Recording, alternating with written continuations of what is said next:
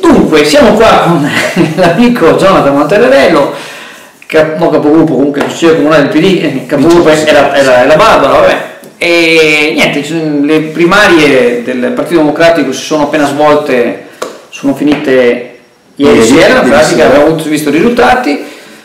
Mi permetto anche di dire che ho sentito sempre tante critiche da parte di alcuni verso le primarie, invece credo che sia un metodo democratico di poter scegliere, diciamo, in questo caso il candidato Presidente del Consiglio, ma anche, diciamo, se si potessero fare sempre forse sarebbe una cosa un po' più... comunque ognuno ha le sue idee. Vorrei capire un attimo una situazione qua di Chioggia, no?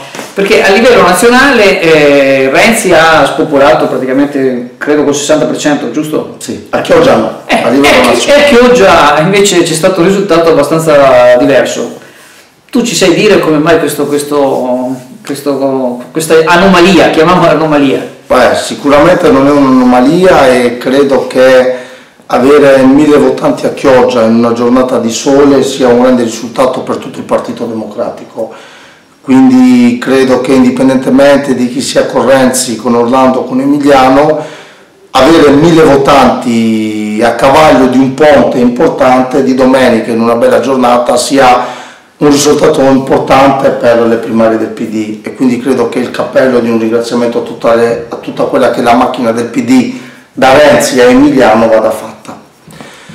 Detto questo, insomma, io insieme ai ragazzi eravamo con la mozione Orlando, abbiamo sposato pienamente l'idea della mozione Orlando per una serie di contenuti che ci vedevano molto vicini, e credo che il nostro sia il miglior risultato della provincia sicuramente, e uno dei migliori d'Italia e del Veneto intero.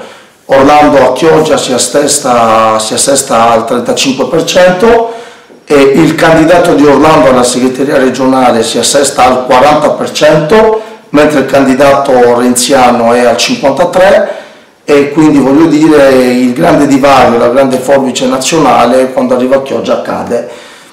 Il perché non lo so, probabilmente io ho seguito la mozione Orlando per l'area sud, abbiamo preso anche Cavarzare che alle convenzioni aveva fatto 4 voti, l'abbiamo portato a un 20%, quindi grande risultato anche del comitato di Orlando Chioggia che ha seguito tutta la partita di Cavarzare, e radicamento sul territorio, lavoro, ragazzi motivati, giovani, è stato davvero un fantastico risultato, e quindi mi sento di approfittare della tua intervista per ringraziare tutti i ragazzi che a titolo gratuito hanno passato la loro giornata ai seggi e tutti i nostri votanti, e ci terrei di dire sì, Renzi ha vinto, però a Chioggia Renzi ha meno del 60 e noi ci assestiamo quasi al 35. Credo che sia per Chioggia un risultato non importante di più, siamo uno dei migliori risultati d'Italia, quindi insomma credo che Chioggia dovrebbe essere orgogliosa della diversità di quelle che sono le idee nella sinistra. Vabbè, concludiamo qui perché altrimenti diventa troppo lunga l'intervista. Ci avrai modo in futuro di aggiornarci su questi sviluppi all'interno del Partito Democratico? Sì, sicuramente. Chiudo dicendo che la mozione Orlando ha garantito, e abbiamo già delle persone elette in assemblea regionale, le abbiamo con la mozione Orlando, con la mozione Renzi in assemblea regionale non è stato dato un occhio di riguardo a Chioggia.